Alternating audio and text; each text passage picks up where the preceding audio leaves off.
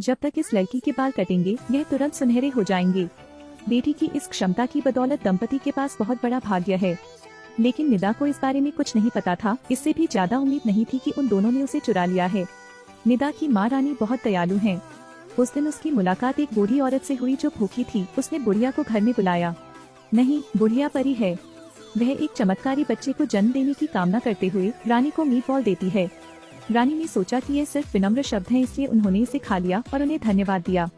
लेकिन बुढ़िया का कहीं पता नहीं चला। रानी को दोबारा गर्भवती हुए ज्यादा समय नहीं हुआ था। उसने एक बच्ची को जन्म दिया।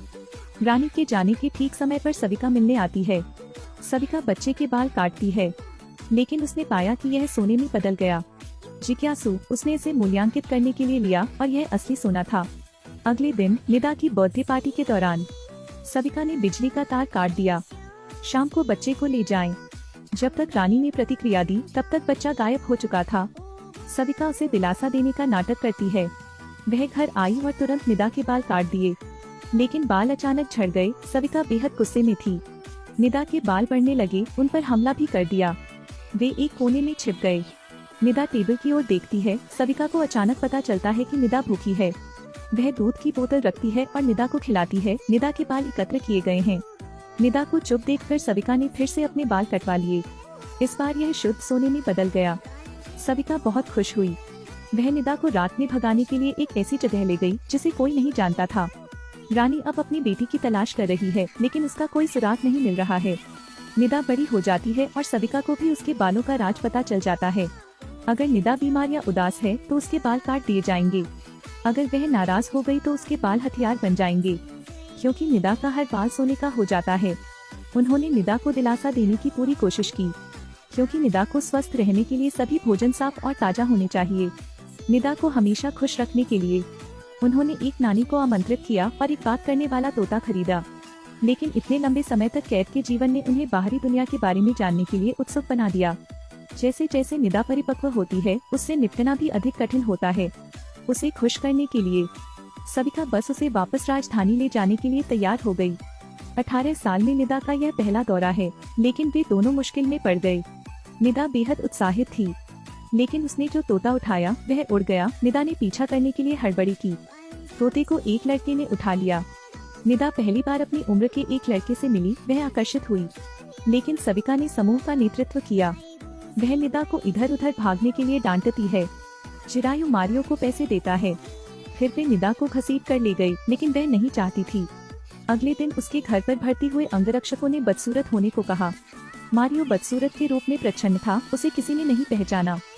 सविता ने उसे रखने का फैसला किया। इस समय मारियो जानता है कि वह निदा का अंगरक्षक होगा, लेकिन फंतासी में रोमांस मौजूद नहीं है। मारियो का मुख्य काम उसका पालन करना है। उसे किसी से मेलजोल न करने दें, उसे कुछ भी खाने को न दें। इससे निदा काफी असहज हो गयी। नानी ने जन्मदिन की पार्टी आयोजित करने का सुझाव दिया। निदा ने सविता से कहा। बेशक सविता असहमत थी। चिरायु ने फिर उसकी ओर देखा, फिर मान गया। निदा बहुत खुश हुई। उसने पापा को गले से लगा लिया और थैंक यू कहा। सविता गुस्सा हो जाती है और उससे पूछती है कि उसने ऐसा क्यों किया। चिरायु का कहना है कि निदा बड़ी हो गई है, उसके बालों के बारे में बात करने का समय। लेकिन सविता असहमत है। उसे डर है कि निदा खुद के खिलाफ हो जाएगी। चिरायु का कहना है कि निदा पहले से ही उन्हें असली माता पिता मानती हैं, कोई समस्या नहीं होगी। लेकिन सविता बहुत सुसंगत है। उसकी नजर में सिर्फ सोना है। वह कोई परेशानी नहीं चाहती। लेकिन मुसीबत जल्दी आ गई। अगले दिन वह हेयर सैलून गई और रानी से टकरा गई। सविता तुरंत हतप्रभ रह गई। उसने बहाना बनाया और चली गई, लेकिन वह अपना क्रेडिट कार्ड स्टोर पर भूल गई। संयोग से यह दुकान रानी चलाती है। सविता ने अभी सदस्यता कार्ड बनवाया है और अपना फोन नंबर और पता छोड़ा है। रानी और उनके सहयोगियों ने सविता को सरप्राइज देने के लिए घर जाने का फैसला किया। संयोग से बर्थडे पार्टी में रानी का ग्रुप सविता के लिए एक सरप्राइज लेकर आया। परी ने महिला के पेट पर हाथ फेरा। उसके बच्चे के बाल तुरंत सोने में बदल सकते थे। लालची दोस्त बच्चे को उठा ले गया। सालों बाद वे फिर मिलते हैं। रानी सविता को सरप्राइज देना चाहती है। वह अपनी बेटी के साथ फिर से मिल जाती है, जो 18 साल से लापता है। सविता जल्दी से उन्हें अलग करती है। सभी को जल्दी से खाने के लिए बुलाती है। रानी ने निदा को बहुत करीब से देखा। इतने सारे मेहमानों को पहली बार देखकर निदा बहुत खुश हुई। पार्टी खत्म हुई। रानी ने सविता का हाथ पकड़ लिया। घर आकर उसे फिर अपनी बेटी की याद आई। उस साल घर का नौकर कहता रहा कि बच्चा पानी में गिर गया और मर गया। सविता भी रानी को गले लगाती है और उसे दिलासा देती है, लेकिन रानी ने मान लिया कि बच्चा अभी जीवित है। इस मुलाकात ने सविता को बेचैन कर दिया। चूँकि यह पार्टी नैनी ने बनाई थी, इसलिए वह नैनी को लात मारकर बाहर निकालना चाहती थी।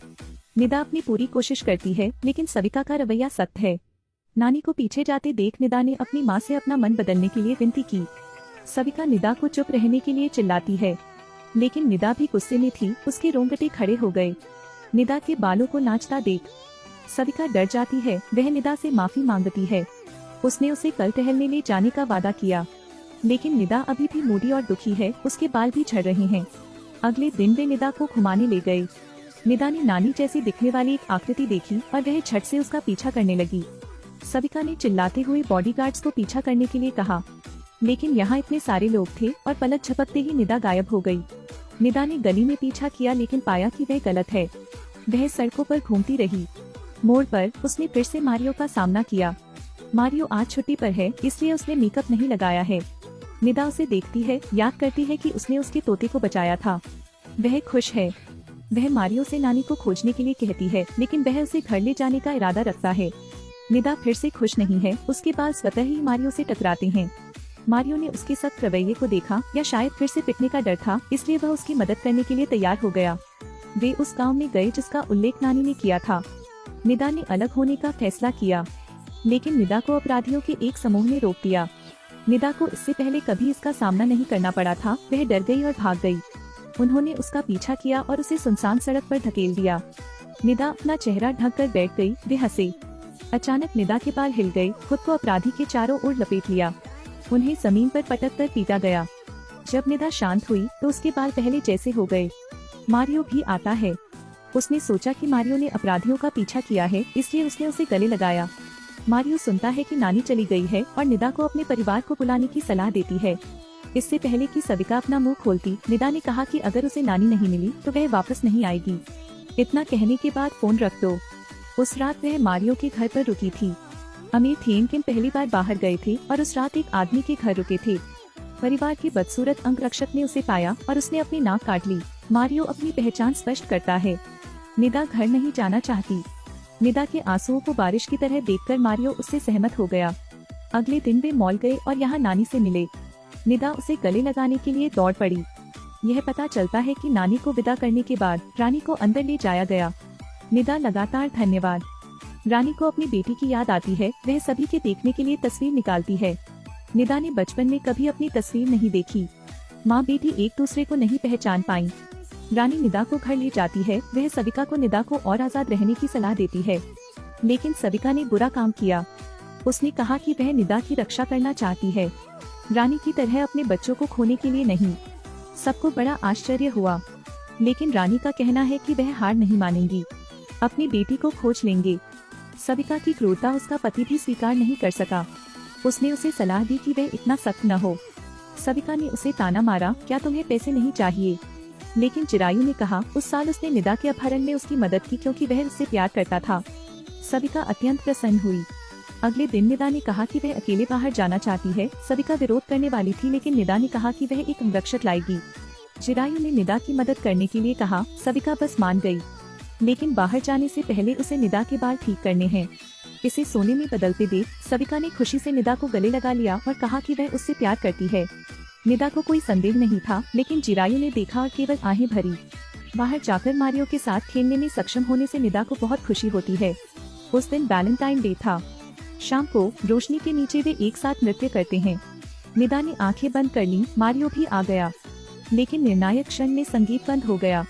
दोनों चौंक गए। मारियो उसे घर ले गया। निदा अभी भावना पर कायम है। वह नानी से लिपट गई। नानी हैरान है, उसे यकीन है कि निदा को प्यार हो गया है। निदा नहीं समझती, पूछती है कि क्या यह बुरी बात है। नानी ने कहा कि यह बुरा नहीं था, लेकिन अपनी माँ को बताना मुश्किल होगा। अभी सविता दरवाजे के बाहर कान लगाकर सुन रही है। अगले दिन वह मारियो के घर का पता लगाने के लिए निदा के पीछे गई। सविता को नहीं पता कि मारियो उसका अंगरक्षक है। जब वह घर पहुंची तो उसने एक फोन किया। मारियो को चोट पहुंचाने के लिए किसी को किराए पर लें, उसे जेल में डाल दें। चिरायु को लगता है कि सविता बहुत ज्यादा है। वे राजधानी छोड़ने वाले हैं। मारियो को जेल में डालना अतिशयोक्तिपूर्ण है, लेकिन सविका कहती है कि वह मारियो को नहीं बख्शेगी, किसी को भी निदा को चोरी नहीं करने देगी। निदा को सब कुछ सुनाई दे रहा था। वह सविका से पूछती है कि मारियो को जेल में क्यों डाला, क्या उसे स्वतंत्रता और प्रेम नहीं हो सकता। सविका ने उसे आज्ञा मानने के लिए कहा, अपने कमरे में जाओ। निदा से रहा नहीं गया, क्रोध आया। उसके बाल घर के फर्नीचर में लिपटे हुए थे और उसके टुकड़े टुकड़े कर दिए। इतने में रानी एक तोहफा लेकर आई। सामने के दृश्य ने उसे झकझोर कर रख दिया।